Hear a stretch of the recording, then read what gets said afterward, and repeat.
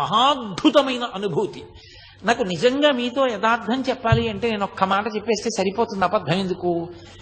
నాకు ఉత్తర క్షణం ఈ 2 మైకులు ఇలా తోసేసి కిందకి దిగి సావర్లకోట వెళ్ళి ఏ రైలు ఉంటే ఆ రైలు ఎక్కి వెళ్ళిపోవాలనుంది తిరువണ്ണామలై. ఇది చెప్తున్నప్పుడు ఆ గిరి ప్రదక్షిణం అంటే నాకు అంత వ్యామోహం, అంత అద్భుతమైనది ఆ గిరి ప్రదక్షిణం, అంత గొప్పగా ఉంటుంది నిజంగా. అది అందున తెల్లవారుజాము సమయంలో ప్రదక్షిణం చేస్తే ఆ లేత సూర్యకిరణాలు పడుతున్నప్పుడు చూడాలి. ఆ కొండ ఒక్కొక్క చోట ఒక్కొక్కలా ప్రకాశిస్తూ ఉంటుంది. ఆ లేలేత సూర్యకిరణాల్లో ప్రదక్షిణం చేస్తూ వెడుతుంటే మనం చెయ్యగలిగిన ధర్మకార్యం చేస్తూ భగవన్నామం చెప్తూ కూర్చుంటూ లేస్తూ తిరుగుతుంటే ఎంత ఆనందంగా ఉంటుందో నిజంగా గిరి ప్రదక్షిణం. పిల్లలతో పెద్దవాళ్లతో అందరం కలిసి నిజంగా యాత్ర అంటే కొన్ని వందల మంది